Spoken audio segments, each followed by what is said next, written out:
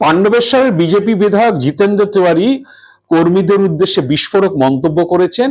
পাণ্ডবেশ্বরের খোটাডিতে প্রকাশ্য মঞ্চ থেকে জিতেন্দ্র তিওয়ারি বলেছেন যে 15 বছর শাসন করার পরে তৃণমূলের লোকেরা যেমন নেতারা গুন্ডামি করত, এখন আমাদের লোকজন 2 মাসের মধ্যে সেই গুন্ডামি করা শুরু করেছে এবং মানুষের বাঁচা কঠিন হয়ে দাঁড়িয়েছে। ওরা ইসিএল এর 4টি কোয়ার্টার দখল করতো মাসে, এখন আমাদের লোকজন সপ্তাহে 4টি কোয়ার্টার দখল করছে, ঠিকাদারদের হুমকি দিচ্ছে টাকার জন্য।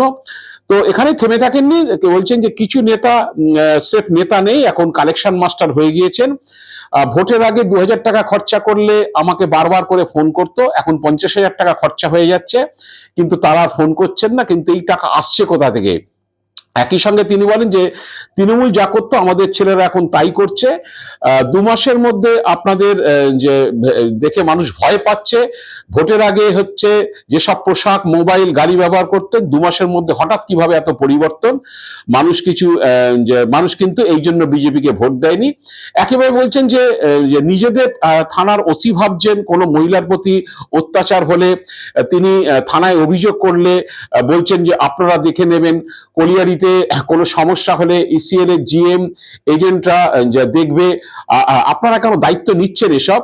এই সঙ্গে বলেন যে তিনি যে এখানকার যে 3টি বুথ, তাদের হচ্ছে সেই বুথের কমিটিগুলোকে সাসপেন্ড করা হয়েছে। এখন জানি না জিতেন্দ্র তিওয়ারি নিজের কর্মীদের উদ্দেশ্যে এইসব কথা বললেও হচ্ছে বিজেপি কর্মীরা সেটা কতটা মানবেন বা মেনে চলবেন। কারণ অনেকেই বলছেন যে বিধায়ক হয়েছেন তিনি, বিধায়ক হিসেবে তিনি তার বক্তব্য বলছেন, তিনি যে সচেতন করছেন, কিন্তু যেটা হচ্ছে যে নিচুতলার কর্মীরা অনেকেই এখন নিজেরা ক্ষমতা পাওয়ার ফলে হচ্ছে তারা এইসবগুলো করছেন যে যখন প্রশাসন আমার হাতে রয়েছে, যখন আমার যে সরকার রয়েছে, সুতরাং তারা লাগাম ছাড়া হয়ে উঠছেন। যেমন নিউ টাউনে এক বৃদ্ধার ফ্ল্যাট দখল করা নিয়ে হচ্ছে এক নেতাকে পুলিশ গ্রেপ্তার করেছে এবং পরিষ্কার দেখা গেছে যে লোকজন হচ্ছে যখন সে নেতাকে পুলিশ গ্রেপ্তার করতে আসে, তখন প্রকাশ্যেই তাকে চড়থাপ্পড় মারছেন এবং তার উপর ডিম ছুঁড়েছেন। তো এখন আগে তৃণমূলের লোকজনকে দেখা যাচ্ছিল যে তৃণমূলের লোকজন যদি কোথাও যে গ্রেপ্তার হন বা কিছু হন, সেক্ষেত্রে পুলিশ ধরে নিয়ে যাওয়ার সময় তাদেরকে ডিম ছুঁড়েছে, বিজেপি সমর্থকরা মারধর করেছে।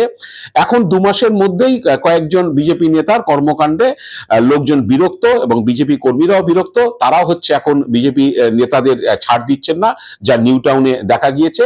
তো এই ধরনের যদি কর্মকাণ্ড চলতে থাকে, তাহলে হয়তো ভবিষ্যতে বিভিন্ন এলাকায় বিজেপির নেতা কর্মীরা যারা এখনই হচ্ছে 2 মাসের মধ্যে দাদাগিরি শুরু করে দিয়েছেন, তাদের হয়তো ভুগতে হতে পারে।